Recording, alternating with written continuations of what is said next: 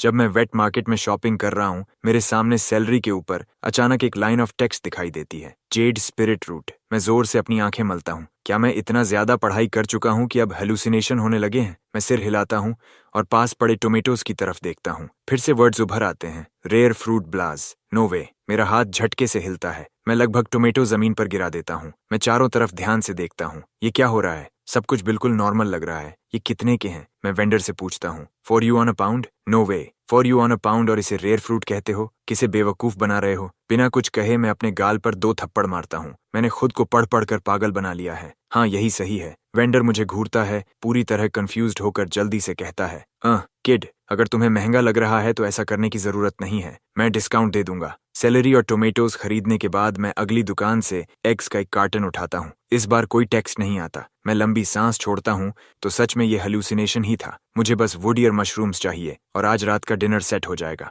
लेकिन जैसे ही मेरी नजर उन डार्क सूखे मशरूम्स पर पड़ती है, मैं खुद को रोक नहीं पाता। नो वे, रेयर स्पिरिट हर्ब शैडो श्रूम। ये आखिर हो क्या रहा है? मैं खुद को क्यूरियस महसूस करने से रोक नहीं पाता। क्या ये सच में कोई प्राइसलेस स्पिरिचुअल मेडिसिन हो सकते हैं? मैं मशरूम्स उठाकर पूछता हूँ, how much are these? 10 yuan. मैं चुप हो जाता हूँ। खत्म। मैंने ऑफिशियली खुद को पढ़ पढ़कर बेवकूफ बना लिया है। एग्स और मशरूम्स लेकर मैं घर की तरफ मुड़ता हूँ। तभी मेरे दिमाग में एक मैकेनिकल चाइम गूंजती है। Host has discovered 3 rare materials within 10 minutes. Terrifyingly impressive. You have earned the system's approval. Omniscanner system now bound. Binding date August 31st, 2096. मैं वहीं खड़ा रह जाता हूँ, पूरी तरह ब्लैंक। मैं अपने फोन की डेट चेक करता हूँ। उस पर साफ लिखा है August 31st, 2005। ये कैसा गार्बेज सिस्टम है जो डेट तक सही नहीं बता सकता? और ये ओमनी स्कैनर आखिर करता क्या है? मैं इंतजार करता हूँ, लेकिन कुछ नहीं होता। मैं आह भरता हूँ। शायद ये भी ऑडिटरी हेलुसिनेशन है। आज इतना अजीब क्यों हो रहा है?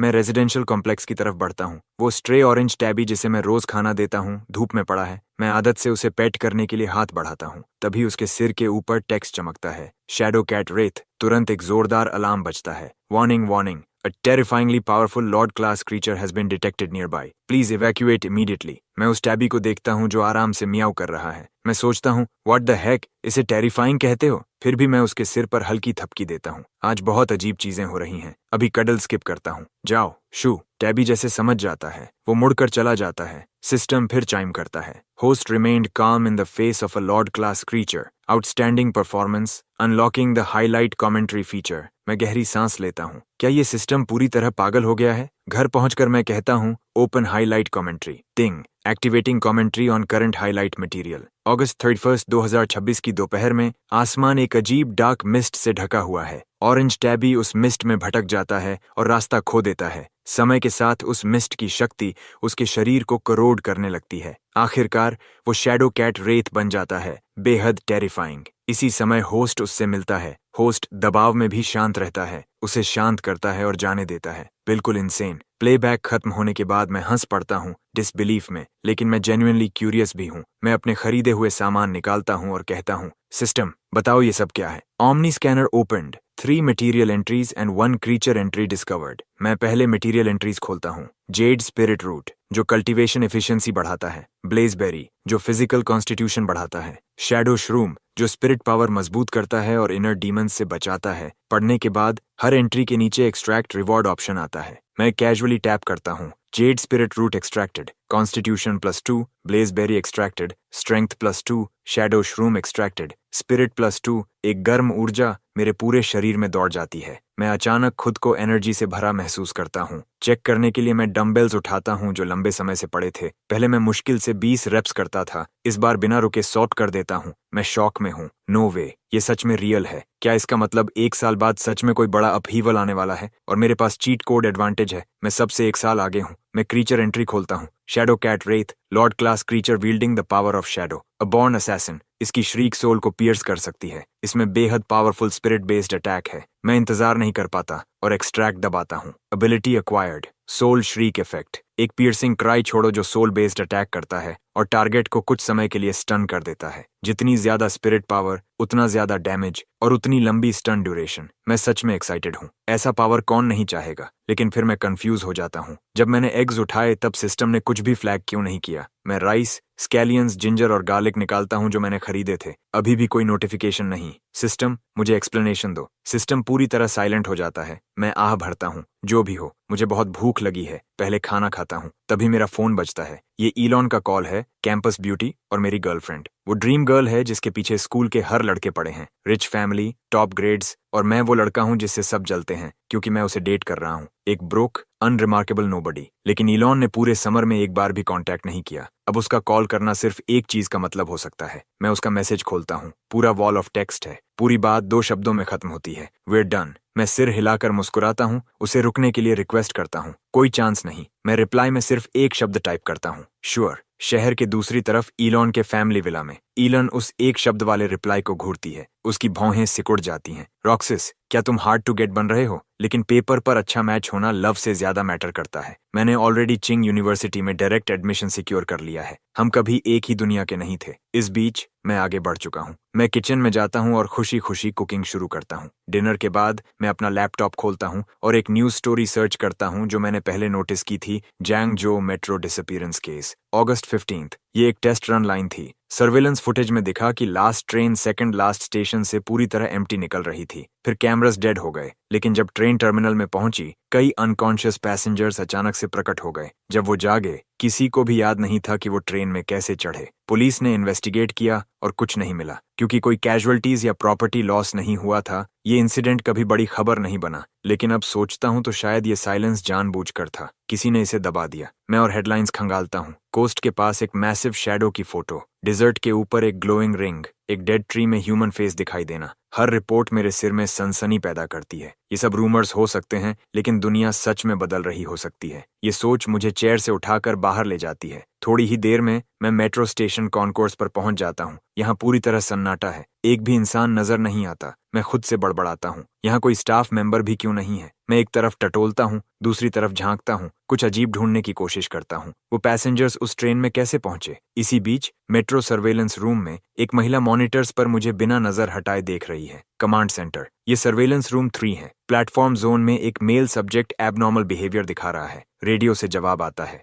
देखते रहो, हम उसके इंटेंट एनालाइज कर रहे हैं। महिला भौहें सिकोड़ती है। आजकल के बच्चे रात के बीच में बाहर घूम रहे हैं, घर पर सोने की बजाय। ऊपर से ये जगह अबैंडन्ड लगती है, लेकिन हर कोना गार्डेड है। हिडन ऑपरेटिव्स हर जगह तैनात हैं, किसी भी चीज पर तुरंत रिएक्ट करने के लिए रेडी। इस बीच मैं प्लेटफॉर्म के फार एंड की तरफ बढ़ रहा हूँ। अचानक सिस्टम मुझे अलर्ट करता है, हाई डेंसिटी डार्क मिस्ट आगे डिटेक्ट हुई है, एक्सट्रीमली डेंजरस। होस्ट को आगे नहीं बढ़ना चाहिए। Survival probability 0। मैं ऊपर देखता हूँ, वहाँ की लाइट्स बाकी जगह से नोटिसेबली डिम है। मेरे हिसाब से सिस्टम की टाइमलाइन गड़बड़ है, इसलिए ये जो भी वार्निंग दे रहा है वो फ्यूचर इवेंट्स होने चाहिए। ये डार्क मिस्ट जो भी है, मैं रुकता नहीं हूँ। वार्निंग वार्निंग, डार्क मिस्ट में एक बेहद पावरफुल क्रीचर कॉलोनी छिपी हुई है, पास मत जाओ। तभी 2 मस्कीटोज मेरी तरफ उड़ते हैं। मैं बिना सोचे उन्हें मार देता हूँ। बिल्कुल पागलपन। होस्ट ने 2 elite class void fang mites को बेहद मामूली ताकत से खत्म कर दिया है। पहला एलीट क्लास किल, रिवॉर्ड 30 पॉइंट्स। अपना गार्ड नीचे मत करो, स्कैन्स इंडिकेट। कई और आसपास छिपे हैं, स्ट्राइक करने के लिए रेडी। मैं इसे इग्नोर कर देता हूँ। क्या बिल्कुल बेवकूफ सिस्टम है? मैं प्लेटफॉर्म के एंड पर पहुंचता हूँ। वहाँ एक यूनिफॉर्म में महिला खड़ी है। मैं मेट्रो स्टाफ हूँ। तुम यहाँ क्या कर रहे हो? अब तक वो मेरे बारे में सब कुछ निकाल चुके हैं। मैं हल्का सा मुस्कुराता हूँ। मैं बस एक इनोसेंट हाई स्कूल सीनियर। मैंने सुना था ये स्टेशन काफी क्रीपी है, सोचा स्कूल शुरू होने से पहले देख लूं। तुम स्टूडेंट हो, रात में यूं घूमना नहीं चाहिए। चलो, मैं तुम्हें बाहर छोड़ देती हूँ। प्लेटफॉर्म एरिया से बाहर निकलते ही मैं बिना पीछे देखे निकल जाता हूँ। टारगेट स्टेशन छोड़ चुका है। कोई अनयूजुअल बिहेवियर डिटेक्ट नहीं हुआ। एक ऑर्डिनरी स्टूडेंट लगता है, शायद उसे फॉलो करने की जरूरत नहीं। चीफ हर्ड तुरंत रिप्लाई करता है, उसे अभी फॉलो करो। नेग्लिजेंस की कोई गुंजाइश नहीं। इस मैटर पर ऊपर से नजर है। वीरा बस आह भर सकती है। उसे फॉलो करने वाले लोग स्पेशल फोर्सेस लेवल के हैं। पिछले 2 हफ्तों में सिर्फ स्टूडेंट्स ही नहीं आए, एडवेंचर स्ट्रीमर्स और ड्रंक ग्रुप्स भी यहाँ जांच करने आए। हर बार उन्हें टेल करना पड़ता है और बाद में चेक करना पड़ता है और हर बार कुछ नहीं मिलता। ये थका देने वाला है। मैं चलते हुए सोचता हूँ वो महिला जितनी दिखती थी उससे ज्यादा थी। क्या वो पुलिस से है? लगता है अनोमलस अवेकनिंग के साइंस पहले ही दिख रहे हैं। ये सोचकर मैं सिस्टम से पूछता हूँ पॉइंट्स किस काम आते हैं? हर 10 पॉइंट से एक एट्रीब्यूट पॉइंट मिलता है। काफी सिंपल। मैं न्यू एंट्री खोलता हूँ। Void fang mite, elite class creature. ये टारगेट लॉक करते ही तेज स्पीड से अटैक करते हैं। मैं एक पल रुकता हूँ, फिर एक्सट्रैक्ट दबाता हूँ। टिंग, ability acquired, shadow dash. Target lock करते ही तुरंत एक्सेलरेट होकर अटैक लॉन्च। मैं राहत की सांस लेता हूँ। कम से कम ये ब्लड सकिंग एबिलिटी नहीं है। वो अनसेटलिंग होता, लेकिन तभी एक और नोटिफिकेशन आता है। होस्ट ने 3 शैडो एट्रीब्यूट एंट्रीज कलेक्ट किए। Shadow attribute effect activated. Night vision 30% बढ़ा। मूवमेंट स्पीड 10% बढ़ी। मेरी आंखें चमक उठती हैं। ये क्या? यहाँ सेट बोनस मैकेनिक भी है। ये पागलपन है। मैं घर की तरफ बढ़ता हूँ, खुद को मुश्किल से रोकते हुए, लेकिन जैसे ही मैं एक एली से गुजरता हूँ, अरे बच्चा, अपना कैश, फोन और पेमेंट पासवर्ड्स दे दे। यहाँ कोई कैमराज नहीं है। कुछ चालाकी मत करना, नहीं तो चोट लगेगी। मैं तुरंत 30 पॉइंट्स खर्च करता हूँ, एक स्ट्रेंथ पॉइंट और 2 एजिलिटी पॉइंट्स के लिए। परफेक्ट। ये गुंडे अच्छे स्पारिंग टारगेट हैं। बिना कुछ बोले मैं उन पर टूट पड़ता हूँ। मैं उन्हें ऐसे चीर देता हूँ जैसे भेड़ियों के बीच भेड़। कुछ ही मिनटों में तीनों जमीन पर कराह रहे हैं। मुझे फॉलो कर रहे 2 ऑफिसर्स हैरान हैं। ये कैसे? उसकी फाइल में तो ऑर्डिनरी स्टूडेंट लिखा था। ये लेवल ऑलमोस्ट एलीट सोल्जर जैसा है। दूसरा भौहें सिकोड़ता है। अच्छा हुआ हमने फॉलो किया, नहीं तो हम पूरी तरह बेवकूफ बन जाते। जल्दी रिपोर्ट फाइल करो। घर पहुंचकर मैं मुस्कुराता हूँ। मैं अभी बेहद स्ट्रांग हूँ। सिस्टम भले डिजास्टर हो, लेकिन काम करता है। अब तक मुझे समझ आ गया है ये कैसे काम करता है। घर के नॉर्मल इंग्रेडिएंट्स सिस्टम ट्रिगर नहीं कर पाए क्योंकि उन्होंने अवेकनिंग कंडीशन पूरी नहीं की, लेकिन टोमेटोज, सेलरी और शैडो श्रूम में साइंस हैं, जैसे मस्कीटोज और टैबी में थे। अगर मुझे तेजी से ग्रो करना है तो मुझे उन जगहों पर जाना होगा जहां एनोमलीज हो रही हैं। सही है, जहां भी कुछ गलत होगा मैं वहां रहूंगा। कहीं और एक मजबूत मिडिल एज्ड आदमी ट्रेंच कोट में टीम के साथ एली में आता है। वो एक साईफाई जैसा डिवाइस निकालता है और एक्टिवेट करता है। ब्लू लाइट फैलती है, पूरी एली को स्कैन करती है। कुछ मिनट बाद लाइट खत्म हो जाती है। वो आदमी भौहें सिकोड़ता है। चीफ हर्ड आगे आता है। सर, कुछ अजीब, कोई अनोमलस एनर्जी रीडिंग नहीं। बच्चा शायद बस हाईली गिफ्टेड ऑर्डिनरी पर्सन है। चीफ हर्ड सिर हिलाता है। चलो, लगता है स्टेशन पर नजर रखनी होगी। ग्रुप जल्दी से निकल जाता है। किसी को नहीं पता। इसी वक्त व्हाइट ड्रैगन रिवर के पास जंघा में सिल्वर मिस्ट उठ रही है। किनारे के विलो ट्रीज पर सिल्वर वेन्स उभरने लगती हैं। नीचे की घास तेजी से बढ़ने लगती है। पास की चींटियां जमीन पर अजीब पैटर्न्स में चलने लगती हैं, जैसे कोई अदृश्य ताकत उन्हें खींच रही हो, जैसे दुनिया खुद संकेत दे रही हो कि कुछ टूटने वाला है। अगली सुबह मैं जल्दी क्लासरूम पहुंचता हूँ। इलॉन, मेरी सीटमेट और एक्स पहले से वहां है। पहले वो मुझे देखते ही वार्म स्माइल देती थी। अब वो बिना एक नजर डाले मुंह फेर लेती है। मुझे कोई फर्क नहीं पड़ता। मैं सिर झुकाकर फोन पर सुपरनैचुरल न्यूज स्क्रॉल करने लगता हूँ। पढ़ाई के लिए किसके पास टाइम है? ओरा अवेकनिंग के कगार पर है। इस समय टेक्स्ट बुक खोलना जिंदगी बर्बाद करना है। एक क्लास के बाद इलॉन बोलती है, भौहें सिकुड़ी हुई, रॉक्सिस, हम ऑलरेडी ब्रेकअप कर चुके हैं। मुझे पता है तुम अंदर से हर्ट हो, लेकिन क्या खुद को ऐसे छोड़ देना मुझे गिल्टी फील कराएगा? तुम्हारी पढ़ाई तुम्हारा काम है, इतना चाइल्डिश मत बनो। मैं जोर से हंस पड़ता हूँ। आराम से प्रिंसेस, अब मैं जो भी करूंगा उसका तुमसे कोई लेना देना नहीं। जैसे तुमने कहा, हम कभी एक ही दुनिया के नहीं थे। मैं सिर झुकाकर फिर से फोन में लग जाता हूँ। आखिरकार लंच ब्रेक आता है। मैं तुरंत स्कूल से निकल जाता हूँ। आज पता नहीं क्यों मुझे यूजुअल से ज्यादा भूख लग रही है। मैं पास के रेस्टोरेंट में जाता हूँ। स्टीम्ड सी बैस और एक बड़ा बोल राइस ऑर्डर करता हूँ। एक बाइट लेता हूँ। मछली इतनी टेंडर है कि मुंह में घुल जाती है, लेकिन उसी पल सिस्टम बिना वार्निंग के बोल उठता है, वार्निंग, होस्ट ने एक लॉर्ड क्लास क्रीचर टिगेंट फिश कंज्यूम किया है। इसके फ्लैश में बेहद पोटेंट एनर्जी है। होस्ट की करंट ऑर्डिनरी कॉन्स्टिट्यूशन के कारण बॉडी रप्चर होकर मरने का रिस्क है। Farewell host. मैं पूरी तरह फ्रीज हो जाता हूँ। ये सच में लॉर्ड क्लास क्रीचर है और इसका टेस्ट कमाल का है। मैं फिर भी एक और बाइट लेता हूँ। हाँ, दूसरी बार और भी बेहतर। मैं इसका क्रीचर एंट्री खोलता हूँ। टिडफिश गहरे पानी में रहता है जहाँ ऑरा रिच होती है और पानी की एसेंस और मूनलाइट की ऑरा अब्जॉर्ब करके जीवित रहता है। इसका सॉन्ग एक मिस्टीरियस पावर रखता है जो माइंड को प्यूरिफाई करता है और वुंड्स को हील करता है। मैं पलक झपकाता हूँ। ये हीलर टाइप निकलेगा, सोचा नहीं था। इंटरेस्टिंग। मैं एक्सट्रैक्ट दबाता हूँ।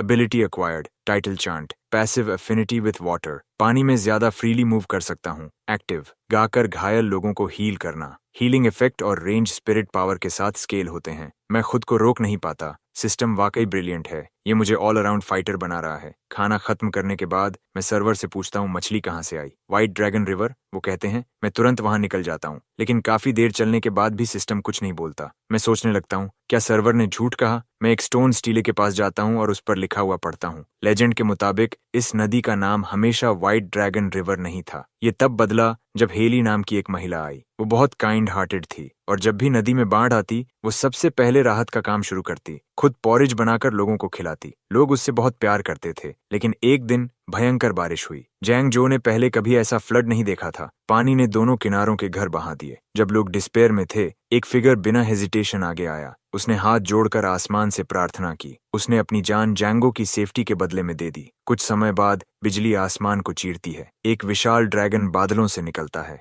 अपनी पूंछ के एक झटके से जमीन में एक बड़ी खाई बन जाती है। पानी बंट जाता है और धीरे धीरे कम हो जाता है। लेकिन हेली जैसे धागा कटा हुआ पतंग नदी किनारे गिर जाती है। ड्रैगन एक दुख भरी आवाज निकालता है और उसका शरीर धीरे धीरे ट्रांसपेरेंट हो जाता है। वो काउंटलेस लाइट पॉइंट्स में बदलकर नदी में बिखर जाता है और हेली का शरीर भी धीरे धीरे गायब हो जाता है। उस दिन से इस नदी का नाम व्हाइट ड्रैगन रिवर रख दिया गया और उसकी याद में ये स्टीलें बनाई गई। मैं धीरे से बड़बड़ाता हूँ। कितनी सेल्फलेस और गुड हार्टेड महिला थी। जैसे ही मैं स्टीले के पास से गुजरता हूँ, सिस्टम अचानक बोल उठता है। होस्ट एक्स्ट्रॉर्डनरी फॉर्चून और डेस्टिनी रखता है। एक स्पिरिट सैंक्टम डिस्कवर हुआ है। New scene entry recorded. मैं तुरंत अलर्ट हो जाता हूँ। तो सच में इस जगह पर अवेकनिंग के साइंस मौजूद हैं। तो क्या उस स्टीले पर लिखी लेजेंड सच हो सकती है? अगर ऑरा सच में रिवाइव हो रही है तो पहले ये एग्जिस्ट करती होगी, वरना रिवाइव क्या होगा? सिस्टम ने इसे स्पिरिट सैंक्टम कहा। क्या ये वही जगह है? ये सोच मुझे आगे विलो ट्रीज की तरफ खींचती है। मैं हाथ बढ़ाकर एक ब्रांच को हल्के से छूता हूँ।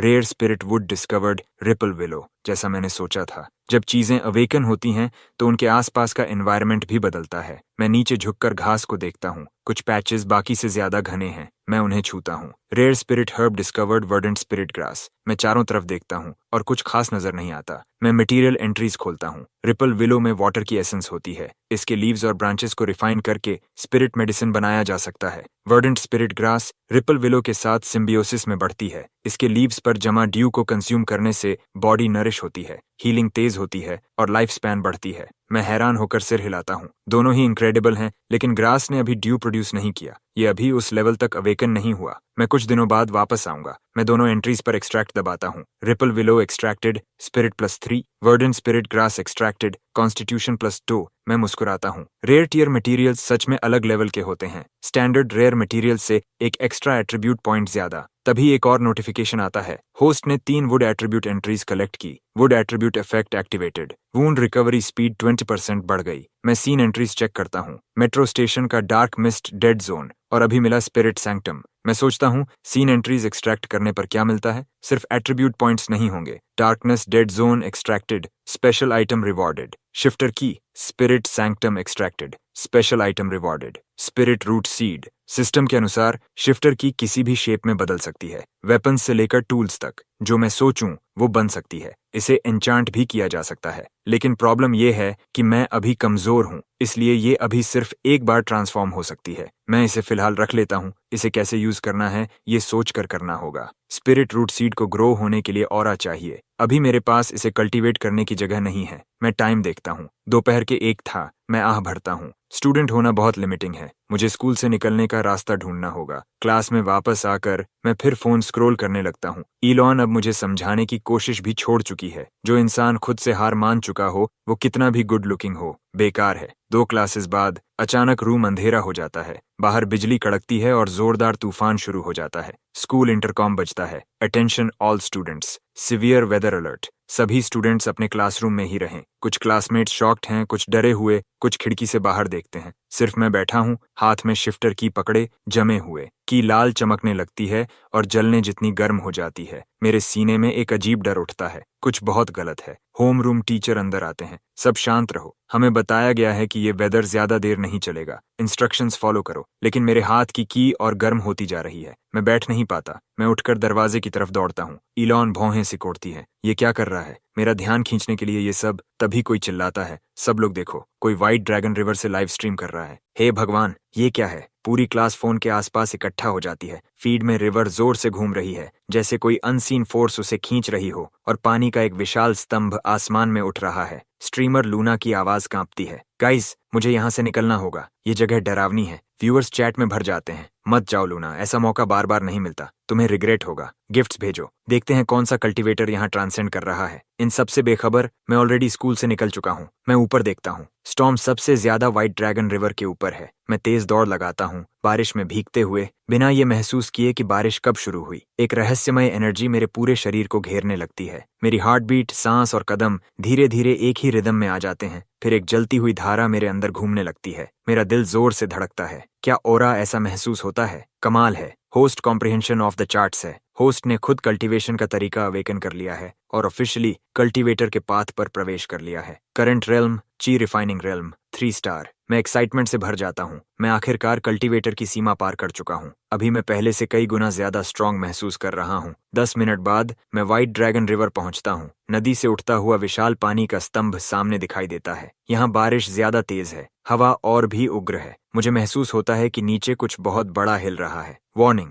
चारों तरफ खतरा है। एनर्जी रीडिंग्स अनस्टेबल हैं। इस जोन में जाना मौत है। होस्ट, तुरंत वापस जाओ। मैं सिस्टम को इग्नोर करता हूँ और आगे बढ़ता हूँ। लूना का कैमरा सब रिकॉर्ड करता है। स्ट्रीम फट पड़ता है। क्या ये पागल है? कोई पुलिस को बुलाओ। रुको, वो क्या है? वो ड्रैगन जैसा दिख रहा है। हाँ, क्रीचर नदी से निकल चुका है और अब साफ दिख रहा है। Epic class creature detected. Thunder serpent, जो लाइटनिंग और स्टॉर्म्स को कंट्रोल करता है। बेहद सैविज। होस्ट, भागो, तुम अपनी मौत की तरफ जा रहे हो। मेरी आंखें चमक उठती हैं। एपिक क्लास, पहली बार सुना है। अगर मैंने इसे हरा दिया, रिवॉर्ड बहुत बड़ा होगा। मैं उसकी एनर्जी महसूस करता हूँ। ये एक फ्रेशली अवेकेंड थंडर सर्पेंट है। हम लगभग बराबर हैं। मैं शिफ्टर की निकालता हूँ और उसे लॉन्ग सोर्ड में बदल देता हूँ। परफेक्ट। देखते हैं मैं क्या कर सकता हूँ। मैं कैनन बॉल की तरह आगे बढ़ता हूँ। लूना ये देखती है और स्ट्रीम बंद कर देती है। अगर ये फुटेज बाहर गया तो सब खत्म। दूसरी तरफ ईलन ब्लैंक स्क्रीन को देखती है। जो फिगर उसने देखा वो बहुत फेमिलियर था। रॉक्सिस अभी आधा घंटा पहले ही निकला था। वो इतनी जल्दी वहां कैसे पहुंच सकता है? ये वो नहीं हो सकता। शायद उसने गलत देखा।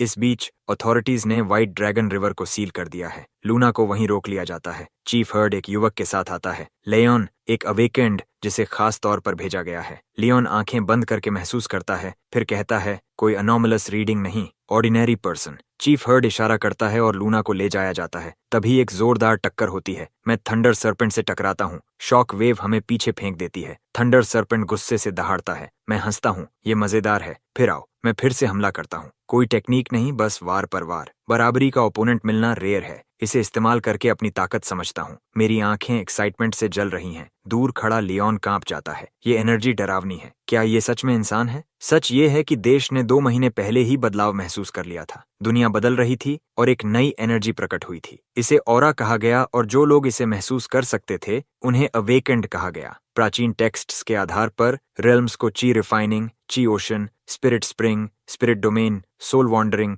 वॉइड और सेज में बांटा गया। लायन उनमें से सबसे आगे था, जिसने 1 महीने में ची रिफाइनिंग 1 स्टार हासिल किया और टॉप 10 में पहुंच गया। इसीलिए उसे जांघा भेजा गया। लेकिन अभी वो स्टन्ड है। ये किस तरह का मॉन्स्टर है? ऑरा अभी शुरू ही हुआ है और ये इंसान इतना पावरफुल है। देश का सबसे स्ट्रांग वॉरियर भी ऐसा नहीं कर सकता। थंडर सर्पेंट के शरीर पर पहले से कई घाव हैं। मैं अपनी सोट सीधी करता हूँ और मुस्कुराता हूँ। अभी अभी अवेकेंड बीस्ट, तुम्हारी ऑरा मेरी बराबर हो सकती है, लेकिन तुम्हारे एट्रीब्यूट्स थोड़े कम हैं। वार्म अप खत्म, अब मरने का समय है। सोल श्रीक एक्टिवेट होता है। साउंड वेव लहर की तरह फैलती है। थंडर सर्पेंट लड़खड़ा जाता है जैसे उसे जोर से मारा गया हो और वहीं रुक जाता है। मैं मौका पकड़कर वार करता हूँ। एक साफ स्लैश। उसका सिर उड़ जाता है। उसका विशाल शरीर जमीन पर गिरता है। बेहद खतरनाक ताकत। First epic class creature eliminated. Reward 100 points. दूर मुझे पुलिस व्हीकल्स दिख जाते हैं। मैं अथॉरिटीज से कांटेक्ट करना चाहता हूँ। एक ऐसी पहचान चाहिए जो स्कूल से बंधी न हो, जिससे मुझे ज्यादा इन्फॉर्मेशन मिले, लेकिन अभी पब्लिक में एक्सपोज नहीं हो सकता। ये सोचकर मैं दूसरी तरफ से निकल जाता हूँ। कुछ मिनट बाद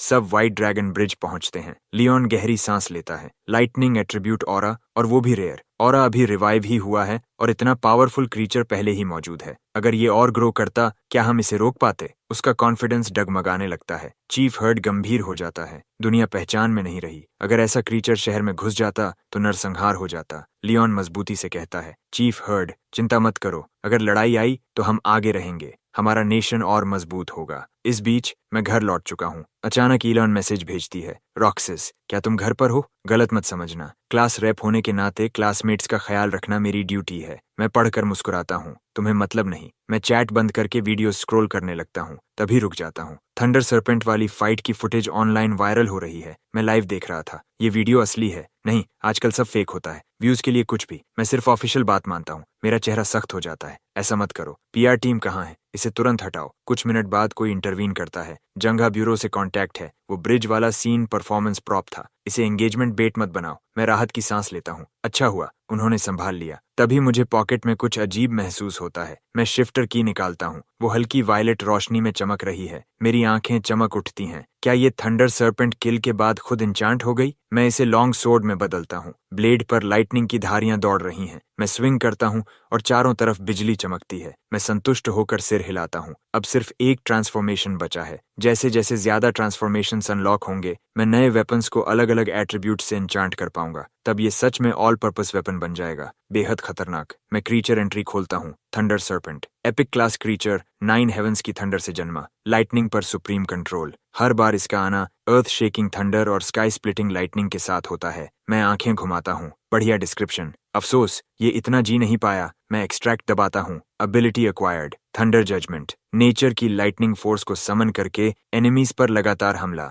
रेंज, ड्यूरेशन और इंटेंसिटी सब स्पिरिट पावर पर डिपेंड करते हैं। वार्निंग, ये स्किल इस्तेमाल करना बेहद कठिन है। पढ़कर मैं खुद को थप्पड़ मारता हूँ। हाँ, ये सपना नहीं है। मैं अब लाइटनिंग का लॉर्ड बन चुका हूँ। एपिक क्लास सच में अलग लेवल है। मैं खुद को कल्पना करता हूँ, हाथ उठाकर आसमान से बिजली गिराते हुए। शहर के दूसरी तरफ ईलॉन बेचैन है। कपड़े वहीं थे। शायद मैंने जल्दी कर दी। ये सब रॉक्सिस की गलती थी। नहीं, मैं गलत थी। अगली सुबह मैं सोच में पड़ जाता हूँ। अथॉरिटीज मुझे ढूंढने क्यों नहीं आई? उनके रिसोर्सेज से तो मुझे ढूंढ लेना आसान था। या मैं इतना इनसिग्निफिकेंट हूँ कि ध्यान ही नहीं दिया? सवालों से भरा हुआ मैं क्लास की तरफ बढ़ता हूँ। टीचर हमेशा की तरह लेक्चर देते हैं। स्टूडेंट्स हमेशा की तरह पढ़ते हैं। लेकिन सिर्फ एक क्लास के बाद ही स्कूल को पुलिस ने घेर लिया होता है। रेक्स, चीफ हर्ड और लयन को ऑफिस में लेकर जाता है। होमरूम टीचर और हर एक स्टूडेंट को रूटीन पूछताछ के लिए बुलाया जाता है। हर एक सवाल बिल्कुल एक जैसा है। क्या रॉक्सा ने पिछले 2 महीनों में कोई अजीब व्यवहार दिखाया है? जवाब वही है जो उन्होंने पहले ही पता लगा लिए थे। कल के अलावा कुछ भी असामान्य नहीं था। आखिर में वे मुझे सबसे आखिर में बुलाते हैं, लेकिन ये लोग बेहद सावधानी बरत रहे हैं। आखिरकार मुझे टॉप ब्रास ने अननोन स्ट्रेंथ वाला लेकिन बेहद शक्तिशाली व्यक्ति के रूप में वर्गीकृत किया है। रेक्स पहले बोलता है। यंग रॉक्सस, मेरा नाम रेक्स है। मैं साउथ ईस्ट के रीजनल डायरेक्टर्स में से एक हूँ। मैं हल्का सा मुस्कुराता हूँ। हेलो, मैं आपके लिए क्या कर सकता हूँ? सबसे पहले हम उस संकट को अकेले हल करने के लिए आपका धन्यवाद करना चाहते हैं। दूसरा, अगर आपकी कोई भी मांग हो तो बेझिझक बताइए। मैं सिर हिलाता हूँ। अभी के लिए इनाम को अलग रखते हैं। क्या आप बता सकते हैं कि हायर अप्स को मुझसे क्या चाहिए? रेक्स मुझे संतुष्टि भरी नजर से देखता है। हम अब उस दौर में हैं जिसे एज ऑफ ऑरा रिवाइवल कहा जा रहा है। टॉप ब्रास चाहता है कि आप हमारी तरफ हों। कुछ चर्चा के बाद मुझे जैंग जो अनोमली ब्यूरो के लिए एक कंसल्टेंट बना दिया जाता है और साउथ ईस्ट मिलिट्री एकेडमी में एक स्पेशल एनरोलमेंट स्पॉट दिया जाता है। कागजी कार्रवाई पूरी होने के बाद रेक्स मुझे स्कूल से बाहर ले जाता है। क्लासरूम में वापस होम रूम टीचर अंदर आते हैं। क्लास, मेरे पास एक घोषणा है। रॉक्सिस को साउथ ईस्ट मिलिट्री एकेडमी में स्पेशल एडमिशन दिया गया है। पूरा कमरा गूंज उठता है। रॉक्सिस हमेशा साधारण लगता था और अब वो स्कूल तो कनेक्शंस वाले लोगों को भी मना कर देता है और उसे स्पेशल एग्जेम्पशन पर एडमिशन मिल गया। कोई हैरानी नहीं कि जब क्लास रेप इलॉन ने उससे ब्रेकअप किया था तब वो बिल्कुल भी प्रभावित नहीं हुआ। सोचता हूँ अभी क्लास रेप इलॉन कैसा महसूस कर रही होगी। शायद पछतावा। दूसरी तरफ इलॉन अपने दांत भींचती है। तो असल में तुम ऐसे हो। अगर व्हाइट ड्रैगन ब्रिज पर वो इंसान सच में तुम थे तो तुमने ये बात मुझसे इतने समय तक क्यों छुपाई? क्या तुम्हें लगा कि मैं इसके लायक नहीं थी? तुम सबसे बुरे हो। मैं तुमसे नफरत करती हूँ। अब तक मैं जैंगजो अनोमली ब्यूरो पहुंच चुका हूँ। मैं एनर्जी इंस्ट्रूमेंट रिसर्च लैब का दौरा करता हूँ और कल्टीवेटर रेल्म हैंडबुक की एक कॉपी प्राप्त करता हूँ। इसमें की रिफाइनिंग रेल्म से लेकर वॉइड रेल्म तक सब कुछ विस्तार से बताया गया है, लेकिन सेज रेल्म की एंट्री हर जगह अननोन मार्क की गई है। मैं भौं उठाता हूँ।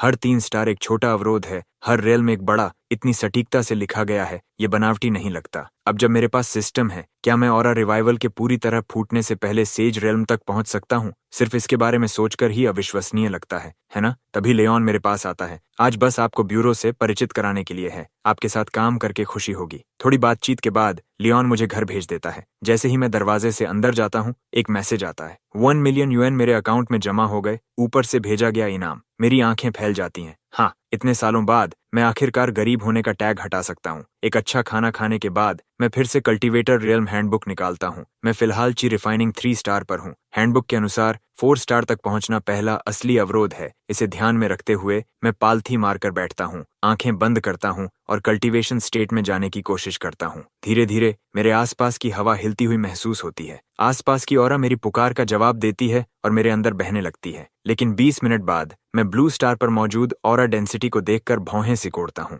सिर्फ मेडिटेशन के जरिए 4 स्टार तक पहुंचना लगभग नामुमकिन है। तेजी से बढ़ने के लिए मुझे ऐसे क्षेत्रों की तलाश करनी होगी जहां ऑरा ज्यादा कॉन्सेंट्रेटेड हो। तभी मेरे दिमाग में कुछ क्लिक होता है। शायद एक और तरीका हो सकता है। मैं अपने 100 पॉइंट्स को 10 एट्रीब्यूट पॉइंट्स में बदलता हूँ। Strength +2, constitution +1, agility +3, charm +3, 1 point reserve में। सिस्टम की आवाज आती है। होस्ट ने सफलतापूर्वक चाय रिफाइनिंग 3 स्टार को पार कर लिया है और ची रिफाइनिंग 4 स्टार तक पहुंच गया है। मैं तुरंत उत्साहित हो जाता हूँ। ये सच में काम कर गया। मैं जल्दी से खुद का आकलन करता हूँ। न केवल मेरी पूरी शारीरिक स्थिति हर तरफ से बेहतर हुई है, बल्कि मेरे कोर के अंदर की ऑरा एक घूमते हुए वॉर्टेक्स में संकुचित हो गई है। हैंडबुक के अनुसार चाय रिफाइनिंग रियल्म के अंदर 4 स्टार से लेकर 6 स्टार तक को QI कंडेंसिंग स्टेज कहा जाता है। इस स्टेज पर कल्टीवेटर्स उस ऑरा को इकट्ठा कर सकते हैं जिसे वे महसूस करते हैं और उसे अपने कोर में संकुचित कर सकते हैं, जिससे वाइटल एनर्जी बनती है। सब कुछ सही लग रहा है। इसे देखकर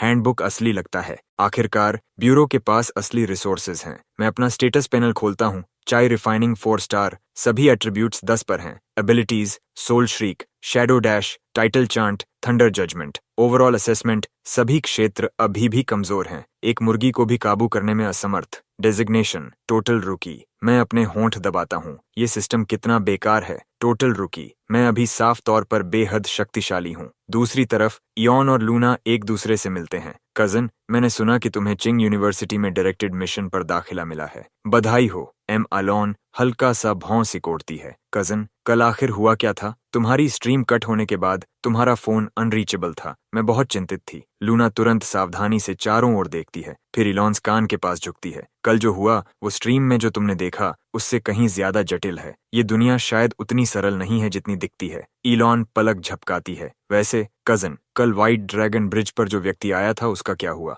लूना का चेहरा तुरंत बदल जाता है। उस व्यक्ति के बारे में पूछताछ मत करो। मैं बस इतना कह सकती हूँ कि वो तुम्हारी उम्र का लगता था, लेकिन वो हमसे बिल्कुल अलग स्तर पर है। ये पूरी तरह कॉन्फिडेंशियल है। लूना के साथ समय बिताने के बाद अलेन धुंधले मन से घर लौटती है। क्या वो सच में इतना असाधारण बन गया है? उसी पल उसे अचानक पछतावा होता है। वो बिना सोचे मुझे मैसेज भेज देती है। हे यू देयर। मैं मैसेज देखता हूँ। जो भी हे यू देयर से शुरुआत करता है वो हमेशा कुछ न कुछ प्लान कर रहा होता है। तभी लियोन संपर्क करता है। रॉक्सिस, ब्यूरो आओ। मेट्रो केस में नया डेवलपमेंट हुआ है। मैं भौं सिकोड़ता हूँ। वो मेट्रो इंसिडेंट कभी साधारण नहीं था। ब्यूरो शुरुआत से ही इसमें शामिल था। मैं जल्दी से ब्यूरो पहुंचता हूँ। चीफ हर्ड और लियोन मुझे एक गार्डेड स्पेशल वार्ड में ले जाते हैं। अंदर 3 लोग पड़े हैं। उनके चेहरे दर्द से विकृत हैं। चीफ हर्ड कहता है, ये वो यात्री हैं जो अचानक मेट्रो में प्रकट हुए थे। उनके शरीर में बदलाव साफ दिख रहे हैं। उनसे एक हल्की एनर्जी निकल रही है जो मुझे असहज कर रही है, लेकिन मैं लियन से कहीं ज्यादा शक्तिशाली हूँ, इसलिए मैं इसे और साफ महसूस करता हूँ।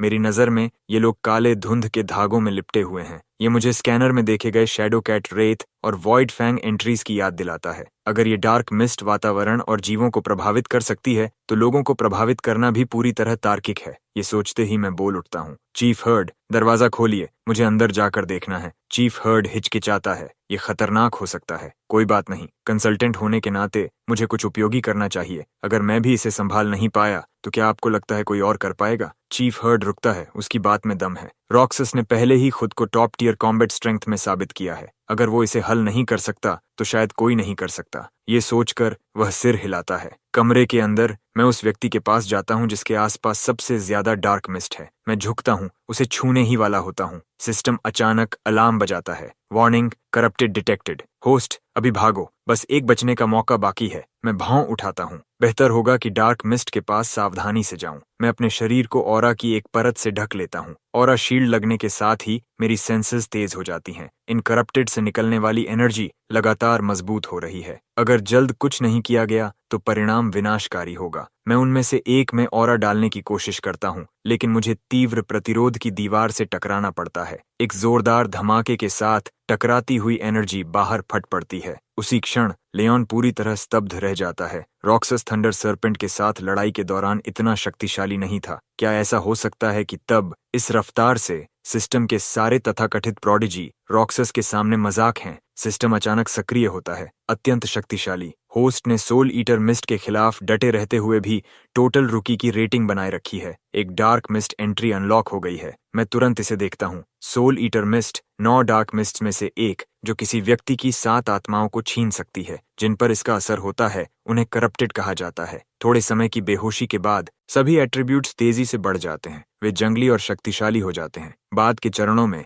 वे पूरी तरह डार्क मिस्ट के गुलाम बन जाते हैं। ये पढ़ते ही मेरे सिर में सिहरन दौड़ जाती है। मुझे बिल्कुल अंदाजा नहीं था कि डार्क मिस्ट के भी प्रकार होते हैं और सोल ईटर मिस्ट के आधार पर ऐसी 9 किस्में हैं। ये किसी अपोकलिप्टिक ज़ॉम्बीज से अलग नहीं है, बस ये ऑरा रिवाइवल ईरा के ज़ॉम्बीज हैं। अगर ज़ॉम्बीज उड़ने लगें, जमीन में घुसने लगें और स्पेल्स कास्ट करने लगें तो आखिर हम क्या करेंगे? मैं एक्सट्रैक्ट दबाता हूँ। स्पेशल आइटम मिला, शिफ्टर की मोल्ड। शिफ्टर की में एक अतिरिक्त ट्रांसफॉर्मेशन यूज जोड़ता है। मैं तुरंत भौं सिकोड़ता हूँ। काम का है लेकिन अभी मदद नहीं करता। क्या मुझे प्यूरिफिकेशन एबिलिटी जैसी चीज नहीं मिलनी चाहिए थी? अचानक चश्मे वाले आदमी के आसपास की ब्लैक मिस्ट ऐसे घूमने लगती है जैसे वो जिंदा हो, हर दिशा में फैलने की कोशिश करती हुई। उसका हाथ हिंसक तरीके से बदल जाता है। उसकी आंखें गहरे खून जैसे लाल रंग में खुल जाती हैं और वह बिस्तर से छलांग लगाता है। वह सीधे मेरी तरफ झपटता है। मैं तेजी से पीछे हटता हूँ। मैं चलते चलते जलती हुई शिफ्टर की को पकड़ लेता हूँ। पिछली बार ये ऐसे तब जली थी जब थंडर सर्पेंट से सामना हुआ था। की लाइटनिंग एट्रीब्यूट की तरफ खींची थी। क्या यहाँ भी कोई एनर्जी है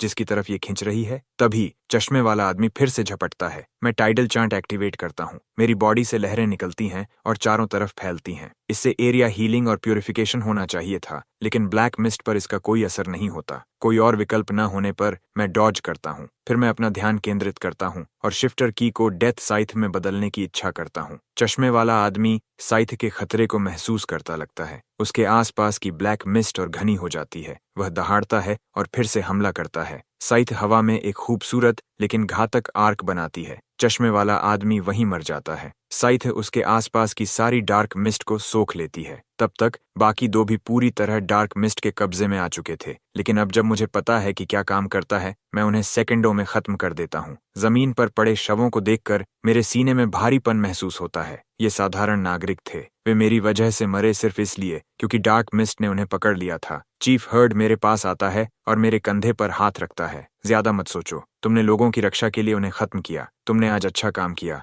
बाकी सब हम संभाल लेंगे। इसका असर तुम पर नहीं आएगा। घर जाओ और आराम करो। घर लौटकर मैं सीधे बिस्तर पर गिर जाता हूँ। पूरी रात आराम करने के बाद मेरे सीने का भार हल्का हो जाता है। मैं स्पिरिट रूट सीड निकालता हूँ और उसे देखता हूँ। ये स्पिरिट सैंक्टम एंट्री का इनाम है। कहा जाता है कि जब ये मैच्योर हो जाता है तो ये लगातार ऑरा की सप्लाई देता है। मैं अपना अकाउंट बैलेंस चेक करता हूँ और तय करता हूँ कि अब इसे लगाने के लिए जगह खरीदने का समय है। मैं एक प्रॉपर्टी सेल्स ऑफिस में जाता हूँ। एक सेल्स एजेंट मुस्कुराते हुए मेरा स्वागत करता है। Hello, welcome. आज मैं आपकी कैसे मदद कर सकता हूँ? मैं मन ही मन सोचता हूँ, न कोई घमंडी नजर, न मुझे आंकने की कोशिश कि मैं कुछ खरीद नहीं सकता। कितना ताजगी भरा है। मैं मुस्कुराता हूँ। मैं आपके विलास देखना चाहता हूँ, खासकर जो थोड़े दूर हों। मुझे शांति पसंद है। एजेंट सिर हिलाता है और मुझे प्रॉपर्टीज दिखाने लगता है। सब सुनने के बाद मैं एक ज्यादा एकांत विला की तरफ इशारा करता हूँ। वही एजेंट पलक झपकाता है। उसने ये उम्मीद नहीं की थी। उसकी प्रोफेशनलिज्म उसे अटेंटिव बनाए रखती है, लेकिन उसे सच में उम्मीद नहीं थी कि आज कोई विला खरीदेगा।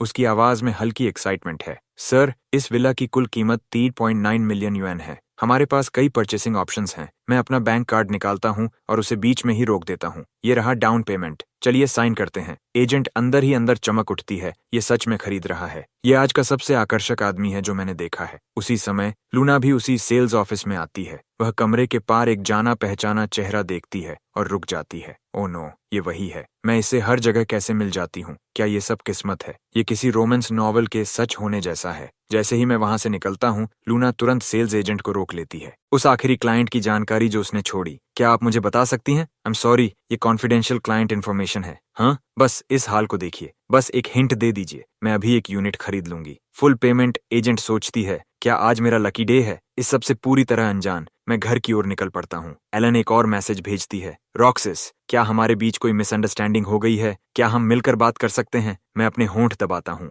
बात किस बारे में? मुझे कुछ महान बनना है। औरतें सिर्फ तलवार चलाने की रफ्तार को धीमा करती हैं। अगले दिन सेल्स एजेंट मुझे विला का पूरा टूर कराती है। उसके जाते ही मैं ऑरा से पूरे घर को स्कैन करता हूँ। मुझे सही जगह मिलती है और मैं स्पिरिट रूट सीड लगा देता हूँ। हो गया। पता नहीं ये चीज कब बढ़ेगी। लगता है अभी भी मुझे अनोमली जोन्स की तलाश करनी पड़ेगी। मुझे अचानक याद आता है 2 दिन पहले नाश्ते के दौरान 2 बूढ़े लोग क्या बातें कर रहे थे। मेरा भतीजा जुंग जो के बाहर वेस्टवुड्स में मुर्गियां पालता है। पिछले कुछ रातों से अंधेरा होने के बाद जंगल में अजीब तैरती चीजें दिखाई दे रही हैं और अंदर गहराई में लाल आंखों की एक जोड़ी दिखती और गायब हो जाती है। यहाँ तक कि मुर्गियां भी बांग देने से डर रही हैं। उस समय मैंने ज्यादा ध्यान नहीं दिया था, लेकिन अब साफ है वेस्टवुड्स अवेकनिंग के संकेत दिखा रहा है। ये सोचते ही मैं दौड़ते हुए बाहर निकलता हूँ। मैं जल्द ही वहां पहुंच जाता हूँ। जैसे ही मैं जंगल में घुसता हूँ, मुझे हवा में एक असामान्य उतार चढ़ाव महसूस होता है। ध्यान से देखने पर मुझे जमीन पर कुछ दिखाई देता है जो फॉर्मेशन अरे की तरह सजा हुआ है। पास की पतली ऑरा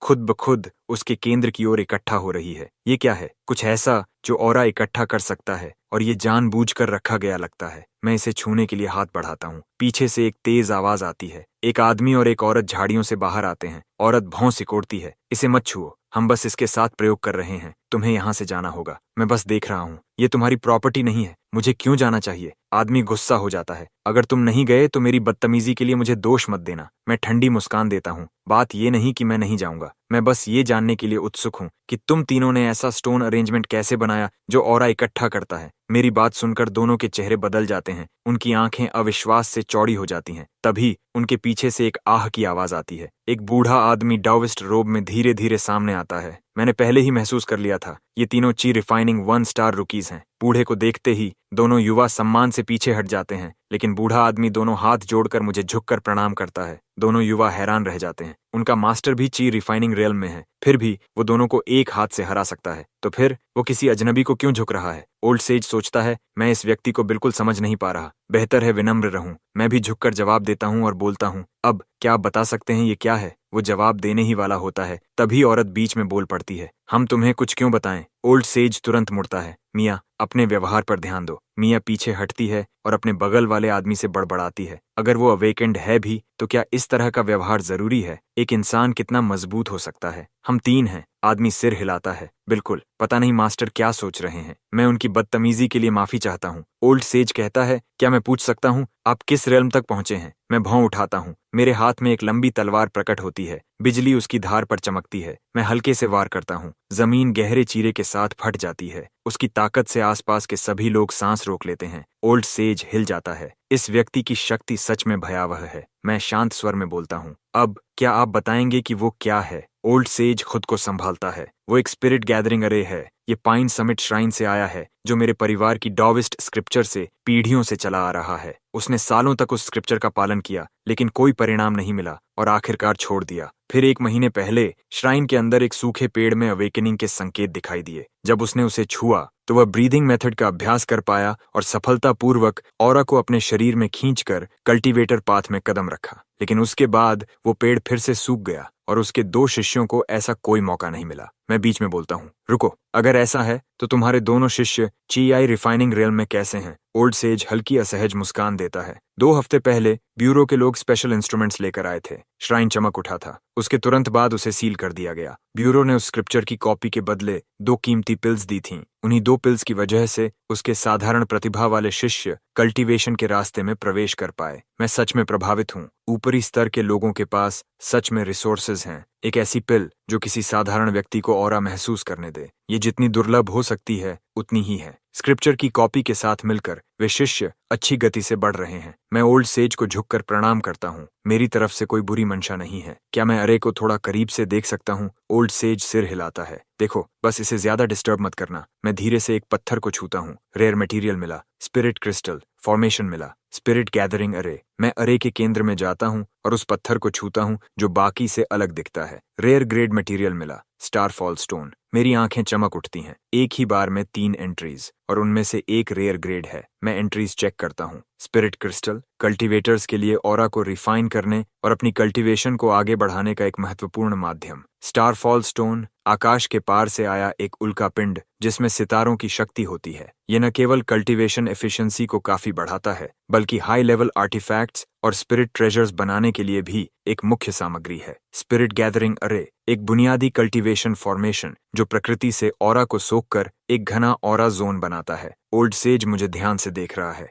वह सोचता है, कहीं ये आदमी मुझे लूटने की सोच तो नहीं रहा? शायद नहीं। आखिरकार स्क्रिप्चर देने से उसे कुछ सहारा मिला है, लेकिन उसे नहीं पता कि मैं सिर्फ एंट्री रिवॉर्ड्स एक्सट्रैक्ट कर रहा हूँ। स्पिरिट क्रिस्टल एक्सट्रैक्ट किया, स्ट्रेंथ +2। स्टारफॉल स्टोन एक्सट्रैक्ट किया, स्ट्रेंथ +3। उसी क्षण मेरी स्ट्रेंथ 10 से 15 हो जाती है। मैं अभी बेहद खतरनाक रूप से शक्तिशाली हूँ, लेकिन तभी सिस्टम फिर से आवाज करता है। होस्ट ने 3 एनर्जी एट्रीब्यूट एंट्रीज इकट्ठा कर ली हैं। एनर्जी एट्रीब्यूट इफेक्ट एक्टिवेट हुआ। होस्ट ने एनर्जी का तरीका समझ लिया है। कुल डैमेज का 8% टारगेट की डिफेंस को इग्नोर करेगा। मैं चौंक जाता हूँ। ऐसा नहीं हो सकता। True damage. मैं अभी पूरी तरह जीत रहा हूँ। मैं ओल्ड सेज को लगभग आश्चर्य भरी नजर से देखता हूँ। वो तो मेरा लकी स्टार है। ओल्ड सेज सख्त हो जाता है। क्या ये नजर मेरी तरफ है? मैं एक बूढ़ा आदमी हूँ। ये लड़का मुझसे क्या चाहता है? सौभाग्य से मैं बोल पड़ता हूँ, इससे पहले कि उसकी सोच और भटक जाए। तुमने स्पिरिट गैदरिंग अरे यहाँ क्यों बनाया? पाइन समिट श्राइन में लगाना बेहतर नहीं होता? हम असल में किसी चीज को बाहर खींचने की कोशिश कर रहे हैं। कल रात आधी रात के बाद 2 बूढ़े लोग दरवाजा खटखटाते हुए आए। एक बूढ़ी औरत ने कहा कि उसका भतीजा गायब हो गया है। उसने जितनी भी मुर्गियां पाली थीं, सब मरी हुई मिलीं। हर छेद से खून बह रहा था। वे उसे ढूंढने के लिए जंगल में गए, लेकिन ज्यादा दूर नहीं पहुंचे थे कि उन्होंने अजीब हंसी और रोने की आवाजें सुनी। डर के मारे वे श्राइन मदद मांगने आए। इसलिए हमने यहाँ स्पिरिट गैदरिंग अरे लगाया ताकि जाल बिछा सकें और इंतजार कर सकें। ये सुनते ही मुझे तुरंत नाश्ते वाली बात याद आती है। लगता है सच में कुछ हुआ है। ओल्ड सेज आगे कहता है, मैंने आज सुबह ब्यूरो को रिपोर्ट कर दी थी। उन्होंने कहा कि ऑरा सोसाइटी से कोई भेजा जाएगा। वे जल्द ही पहुंचेंगे। मैं मुस्कुराता हूँ। तो फिर हम साथ में इंतजार करते हैं। मैं खुद देखना चाहता हूँ कि वेस्ट वुड्स में क्या छिपा है। ओल्ड सेज कुछ नहीं कहता और अपने 2 शिष्यों के साथ पालथी मारकर कल्टीवेशन में बैठ जाता है। मैं अपना फोन निकालता हूँ और गेम खेलने लगता हूँ, लेकिन एक मैच भी पूरा नहीं करता कि मुझे ओल्ड सेज के आसपास ऑरा का उफान महसूस होता है। मैं पलक झपकाता हूँ। उसने ची रिफाइनिंग 2 स्टार हासिल कर लिया है। ओल्ड सेज कोई मामूली नहीं है। ब्रेक थ्रू के बाद ओल्ड सेज खड़ा होता है और मुझे झुककर प्रणाम करता है। आपके तलवार के वार को देखकर मैंने ची रिफाइनिंग 2 स्टार में ब्रेक थ्रू कर लिया। मैं आपका ऋणी हूँ।